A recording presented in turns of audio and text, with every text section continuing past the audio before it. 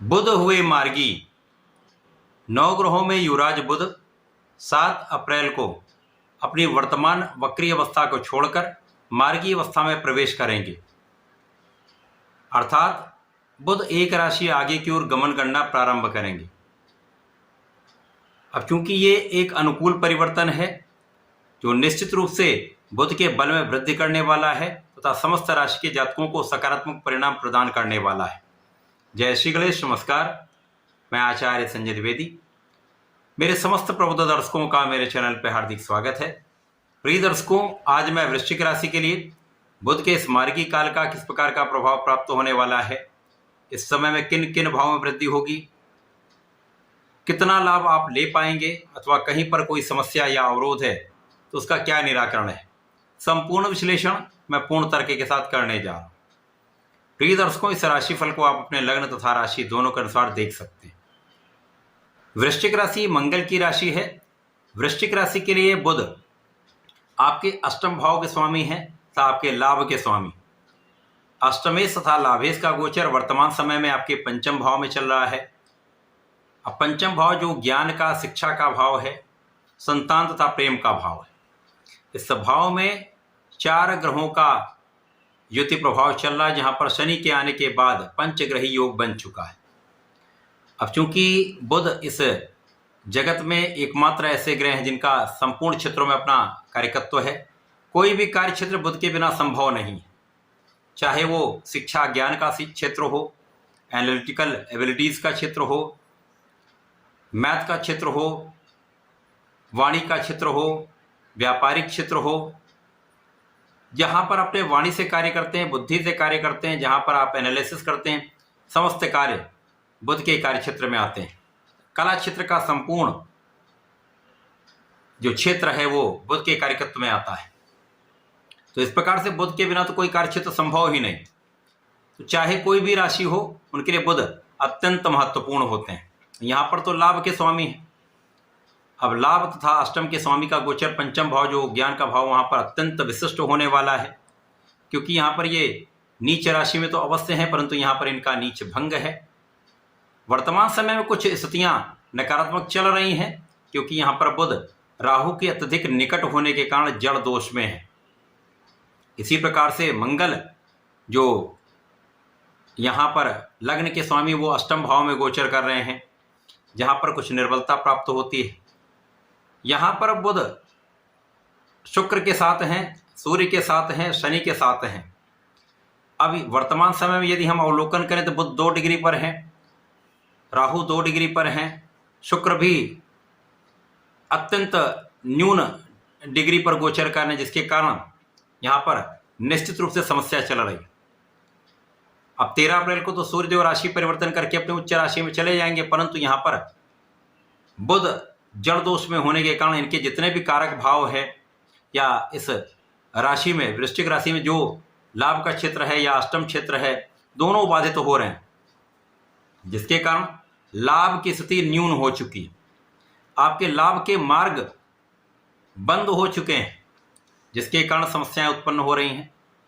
आपका कार्यक्षेत्र जड़ हुआ है, जिसके कारण आप अपने कार्यक्षेत्र में लाभ नहीं ले पा रहे हैं, अथवा जो स्थिति चल रही थी वही स्थिति चल रही, कोई प्रोग्रेस, कोई ग्रोथ नहीं हो पा रही।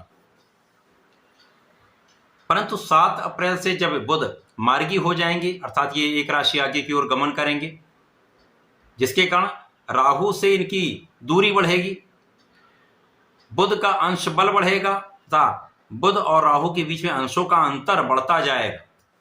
जैसे जैसे ये गोचर काल आगे बढ़ेगा, बुध का सामर्थ्य बढ़ेगा, बुध की क्षमता बढ़ेगी तथा 14 अप्रैल को जब शुक्राचार्य भी मार्गी हो जाएंगे, अर्थात ये भी बुध के साथ आगे बढ़ने लगेंगे, तो निश्चित रूप से आपकी समस्याओं का निराकरण होना प्रारंभ हो जाए। अब बुध क्विक रिस्पॉन्स प्लैनेट है, जैसे ही ये बलवान होंगे सकारात्मकता आपको देने लगेंगे, तो आपके लाभ में जो बाधाएं आ रही थी वो दूर होने लगेंगी। यद्यपि प्रारंभिक समय में लगभग 20 अप्रैल तक उतना बड़ा लाभ नहीं मिल पाएगा, लेकिन जो लाभ बाधित हो रहा था, जो निरंतरता लाभ की थी, वो आपको प्राप्त होने लगेगी, आपकी रेगुलर इनकम आने लगेगी। इसके पश्चात जब 20 अप्रैल को बुध की स्थिति अत्यंत प्रबल होगी, शुक्र भी प्रबल हो जाएंगे, तो यहाँ पर महालक्ष्मी योग बन जाएगा।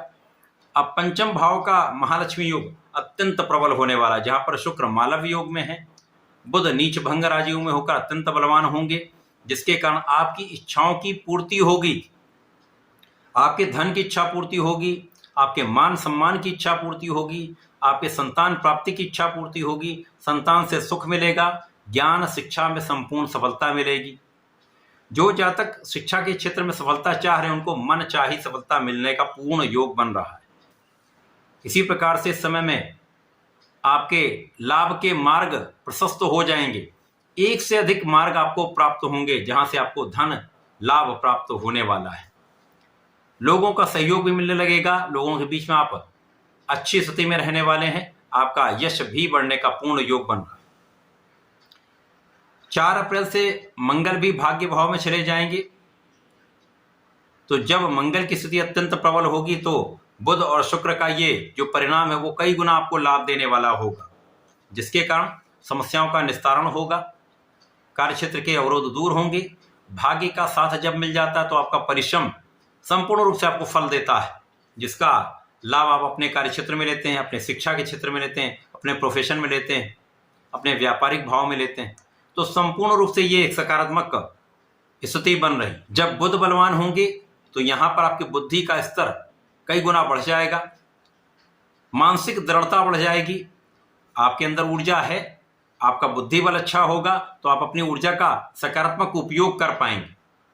इसी प्रकार से इस समय में आप आध्यात्मिक रहने वाले हैं, आपके विशेष ज्ञान में वृद्धि होने वाली है, कुछ गूढ़ रहस्य के विषयों में आपका इंटरेस्ट बढ़ेगा तथा उनमें आपका मन भी लगेगा। इस समय में पूजा पाठ में भी आपका मन लगने लगेगा तथा आपकी स्वास्थ्य समस्याएं कम होंगी।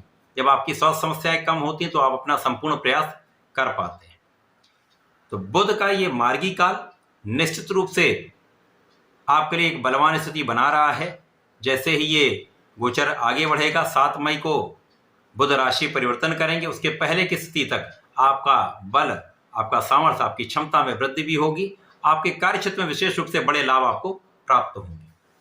इस पूरे समय में आपको संकर मोचन श्री हनुमान जी की शरण में रहना चाहिए। हनुमानाष्टक का नित्य सुबह और संध्या के समय पाठ करना चाहिए तथा प्रत्येक बुधवार को गणपति जी के संकरनासन गणेश स्तोत्रम का पाठ अवश्य कर लें तथा ओम गंग गणपतये नमः का 1 माला का जप नित्य करें अथवा 27 बार भी जप कर लेंगे तो विशेष लाभ प्राप्त होंगे। तो ऐसा करके इसका लाभ लें। धन्यवाद, नमस्कार।